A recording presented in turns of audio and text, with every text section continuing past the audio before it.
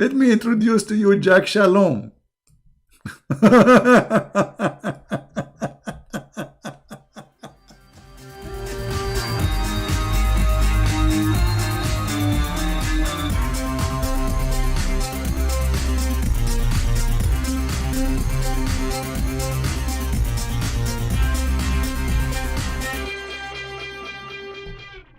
All right, hello everyone, and peace of Christ to all of you. As you see in front of you, somebody putting things in his head, weird stuff in his face. And this is exactly how I see the Prophet of Islam, a man who is looking for attention. Islam is the most silly cult. Not only it's stupid, I call it silly. I mean, to the point, it's even boring. And today we will give you an examples of those silliness. Today we will mention some stories from Shia and Sunni, so the Shia will not be upset we are not mentioning them, and the Sunni will not be upset that we are talking only about Shia, I believe. We will start with the Shia. This is the book, it's called Madinatul Ma'ajiz, which means the city of miracles or like impossible things. Volume number 2, page number 411. Actually, let us read page number 410. While the Prophet of Islam, he was in the house of his wife, or one of his wives, an angel came down to him, and he have 20 head, and every head have 4,000 tongues. So if we say 4,000 x 20, that is 80,000 tongue. Okay. I mean, the more tongues he have, the more powerful he is, isn't it? So Allah created for him 20 heads, and every head have 4,000 tongues. Now, I mean, can you imagine how disgusting this is? Is that an angel of God? This would be scary. This is disgusting. Because the tongue will look like a snake. And like you open your mouth and there's like 4,000 snakes coming from your mouth. And then every tongue he prays Allah in a language not like the other one, which means every tongue speak a language. So now that means there's 80,000 languages. And the size of his hand is bigger from the 7 skies and from the 7 earth. If. Hold on. So the guy who have 20 head and every head have 4,000 tongues, his hand is bigger than the sky and the earth, the 7 sky and the 7 earth. How he got inside the house of Muhammad in his room?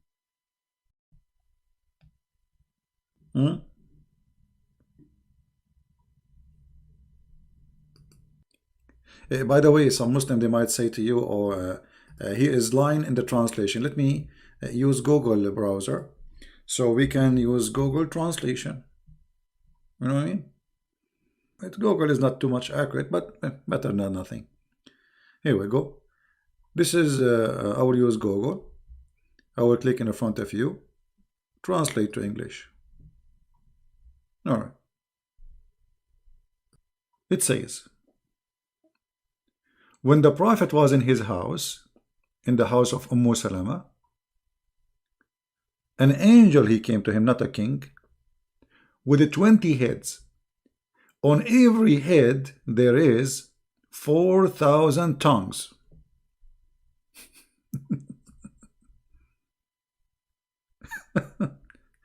And his hand is wider than the 7 heavens and the 7 earth. By the way, Muslim, they believe there's 7 earth and 7 heavens. 7 Majid, 7 tree, 7 galaxies, 7. Now, if you are a Muslim and read and learn about your Prophet, and this is what you learn, how much silly you feel to be listening to this. Then the Prophet said to him, "Oh Jibreel, you have never come to me in such a picture." Muhammad, he said to him, "You never come to me like this before, huh?" Then the angel, he said, "I am not Jibreel, I am Sarsasil." And look at the name. The name Sarsa is coming from like a cockroach. Sarsail, Muhammad, he learned that the Jews have angels, they end with il, so now he start adding names. Sarsail. I'm not Jibreel, I am the angel Sarsail. If. I am Sarsail. Allah sent me to marry the light from the light. If. Who is the light who will marry the light? Your daughter Fatima to Ali ibn Abi Talib. Because the Shia, they believe that Muhammad and his families, they are made of light. So Allah, he sent this angel who have a 28, look like this guy, he is a specialty, is a wedding ceremony. You know, like, there is people who do wedding, preparing for wedding party, etc., etc. And then the Prophet, he married Fatima to Ali. But who was the witnesses? Who was in the party? Guess what? There was a Jibreel, and the angel Mikael, and the angel Israfil, and the angel Sarsail. All the ill angels. The Prophet, he saw in his shoulder, it's written, "No God but Allah," and Muhammad his puppet. I mean his prophet. It's written tattoo. Allah, he do tattoo to his angels? Me. And Ali is written, not only that, not only Muhammad is his prophet and Allah is God, no. And Ali is the one who proved, like, let us say, he gave the proof. Or he proved the argument. This is written between the shoulders of the angel Sarsail. And you people don't want to believe. What's wrong with you? What is missing? Now, this is Shia story. Now, this book, by the way, is full of stories. I mean, we can just flip pages and you will die laughing from all the stories. It's endless, you know. See, all of those stories about madness. If you read each one of them, you will die laughing. Yeah, let us see page number 411. Yeah, they are repeating again the same story. But there is some difference in the details. Here in the series, in the story here, it says, look, in the other hadith, it says his name is Sarsail. In this hadith, he asked him, "What's your name?" He said, "My name is Mahmud." Mahmud. What you can say? We have to admit, Islam is a fantastic religion. This is why I say to you many times, if you are laughing at the books of the Sunni, just wait until you read the books of the Shia. It's way more stupid. And then Allah, Prophet, he asked him, like the conversation continue. Muhammad, he said to him, "Since when this is written between your shoulders, like his name and the name of Ali, you know? Since when this is written between your shoulder?"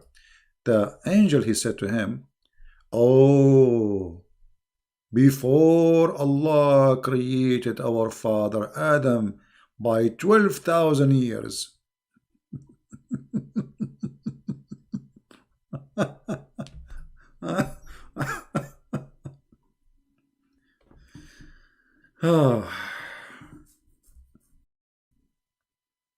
What we can say. Now, let us just to be fair, let us stop for a second from the books of the Shia and goes for the book of the Sunni. Because not only the Shia are silly with their belief, the Sunni is more silly sometime, and sometimes the Shia, they beat them. This is the book of Al-Bidayah and Al-Nihaya. for Ibn Kathir, page number 249. So it's reported to us that there's a guy, his name is Abu Salama, from the city of Al-Basra, which is in Iraq, and he was like a crazy guy and he didn't care. And it mentioned to him the benefit of the miswak. And what is the blessing in it? There's a blessing in it.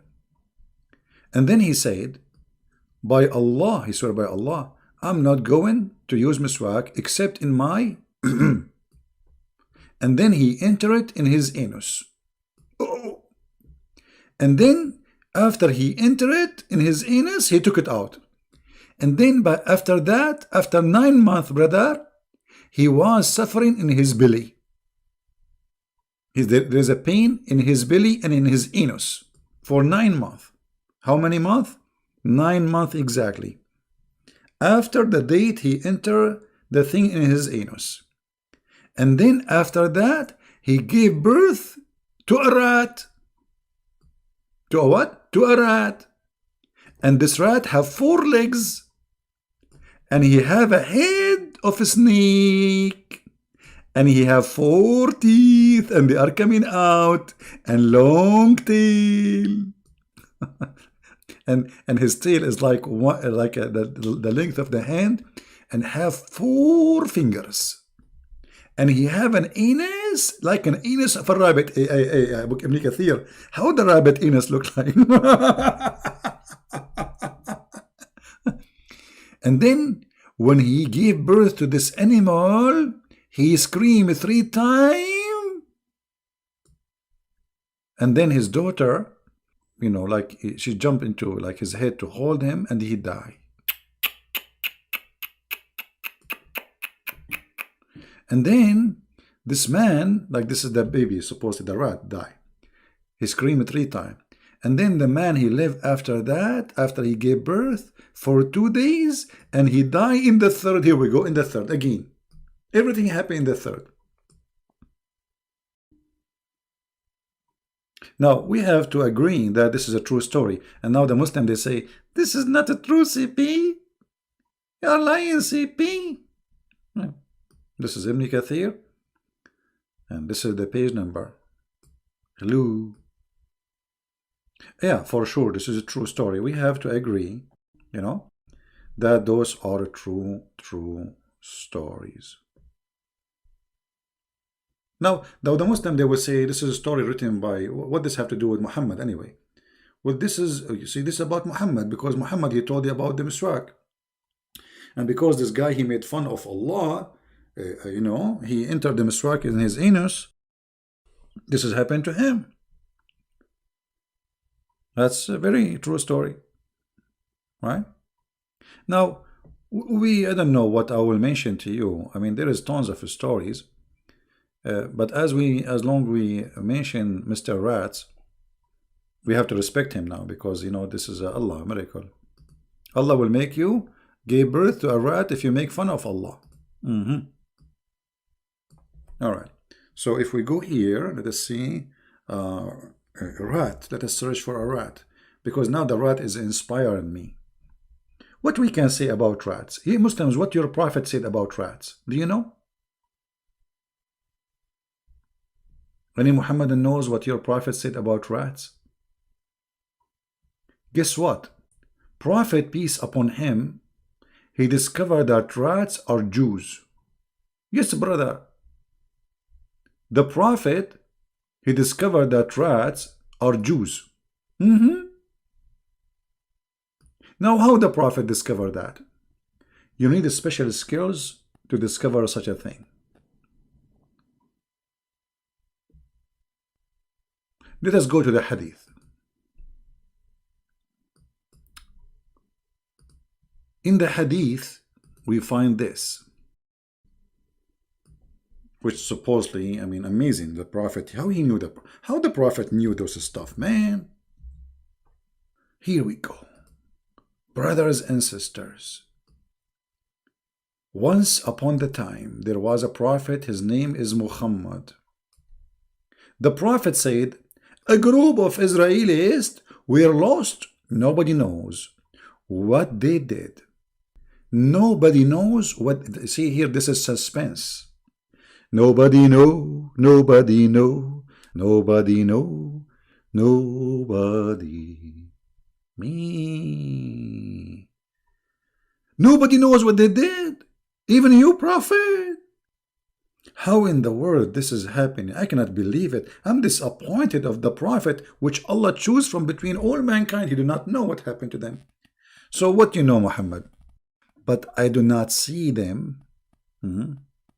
Muhammad is talking. Please show respect.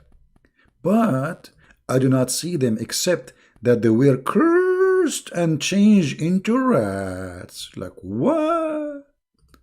Like what? What? Hey, this is... Let me introduce to you Jack Shalom.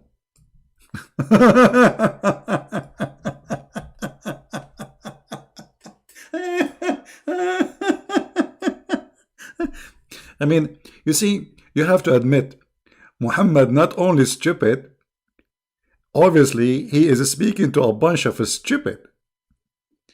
If this is a prophet telling a prophet story, what about the one who is listening and believing?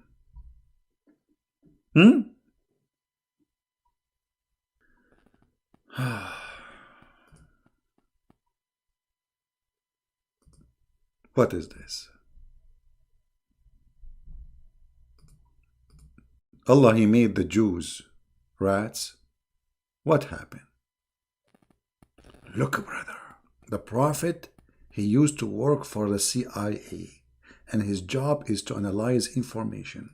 So what happened, brother? He was observing the behavior of rats.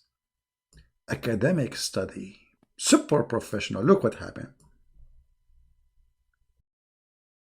But I do not see them except that they were cursed and changed into rats. For if you... Hold on. This is serious now. Now Muhammad is giving us the reason why he believed the Jews became rats. For if you put the milk of a she-camel in the front of a rat, it will not drink it. Okay?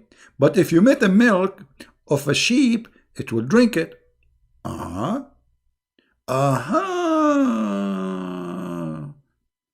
Super duper intelligence. Muhammad, he knew that the Orthodox Jews will never drink a she-camel milk. And the rat, they are not drinking she-camel milk. So obviously, this rat, he was an Orthodox Jew.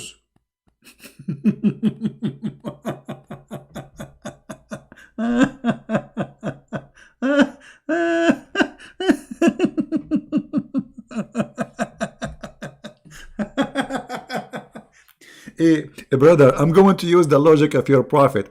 If we put whiskey in the front of a donkey, he will not drink it. And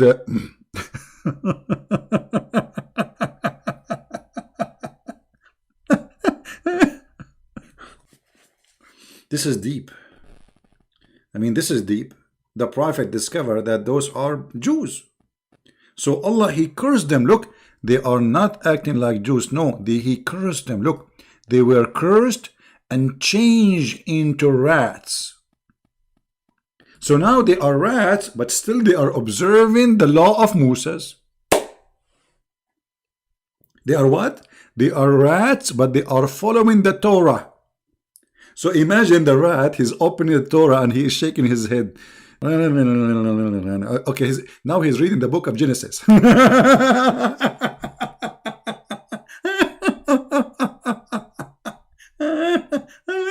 Unbelievable.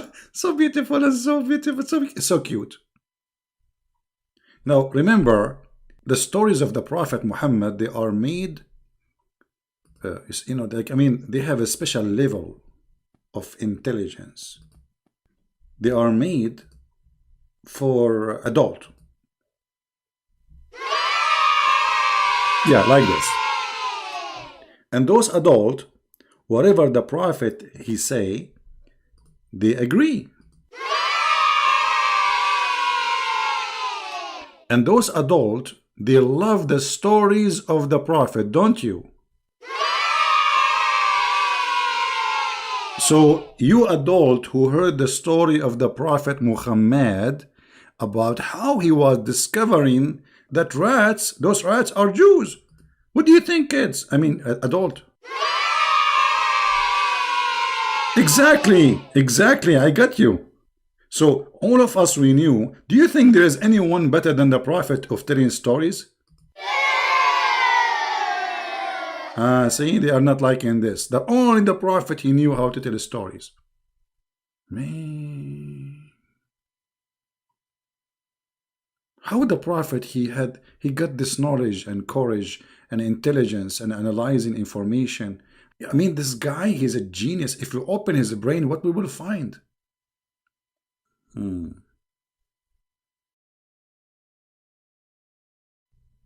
Muhammad, because he hate the Jews. Anything he see around him, he see a Jew. He see a rat, he see a Jew.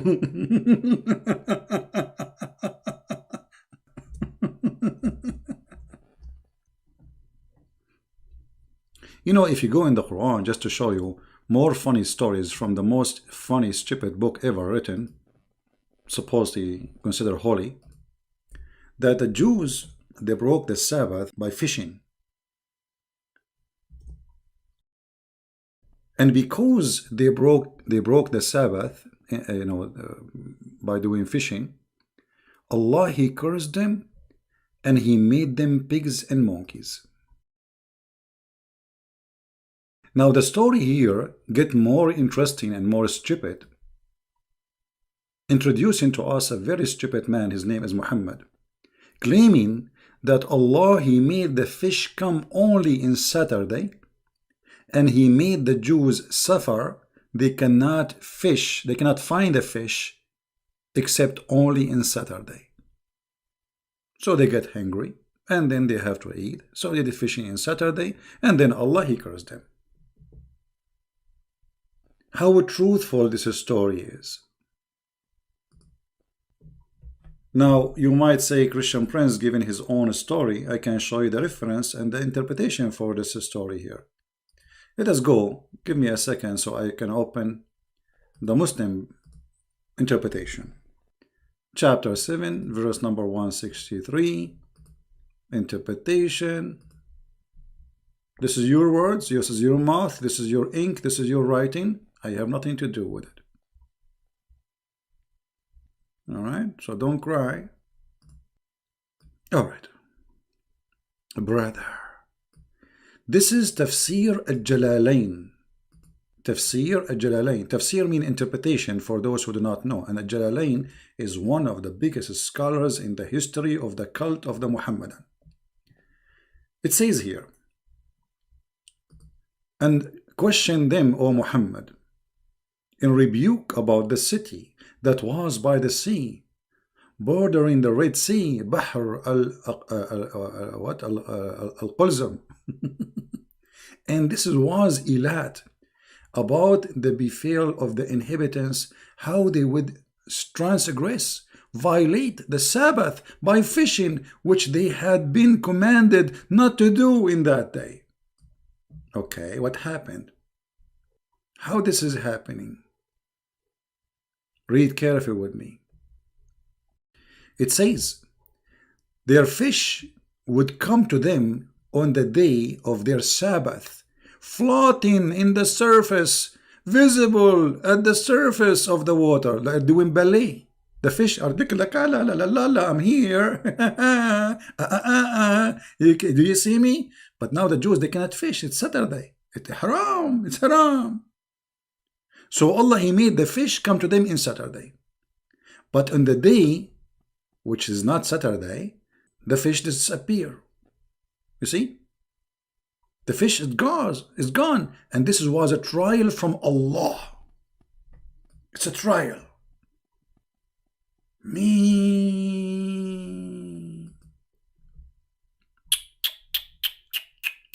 This is Quran. This is Quran. This is not shish kebab. This is the best of the shish kebab hummus. If you don't like Al-Jalalain, by the way, we can change that interpretation for you. We can go to Ibn Kathir, potato, tomato. I mean, it doesn't matter. Here we go. This is Ibn Abbas, the cousin of your prophet. It says, Ask them, the Jews, O Muhammad, about the story of the township called Aylah that was in the sea, how they break the Sabbath. They used to transgress in the Sabbath by taking the fish. Man. But the fish come to them only in Saturday. What do you think, Muhammadan? So Allah, He make the fish come to them only in Saturday, and because they fish in Saturday, Allah, He made them pigs. See, this God, His name is Allah, will not make you a pig if you rape women, no, or you rape children, no, or if you kill a human being, absolutely not. But He will make you a pig on the monkey if you fish in Saturday. If you rape a woman in Saturday, He will not do anything to you. But doing fishing in Saturday is a bigger crime. Now, for sure, you know, Zakir Naik, people asking about Zakir Naik. Zakir Naik, he will explain it to you perfectly. He will say to you, I thought myself I was fishing in the sea, and I thought I do it, man, and it was Saturday. And it made exact salum. I said to him, please, brother, don't fish in Saturday. It's very dangerous. You are forbidden to do fishing in Saturday. In fact, he became half monkey, half pig. True story. I mean, what is that? This is Quran. Your God, He cursed them, made them pigs and monkeys for fishing in Saturday because they are hungry. Well, isn't it the Quran says if you are hungry, you can break the law of God? Huh? As an example, the Quran says that Allah, He forbid the Muslims from eating pork. Is that correct? Yes, brother. But if you are hungry, you can eat it. You see it? This is the chapter 5, verse number 3. It says, if you are hungry, you can eat pigs. So, as long if you are hungry, and then Allah is all merciful, how come He is not all merciful with the Jews? He is all merciful with the Muslims, even if they eat pigs, as you see in the Quran. This is a stupid story made by a stupid man. His name is Muhammad. Prove me wrong. Prove me wrong.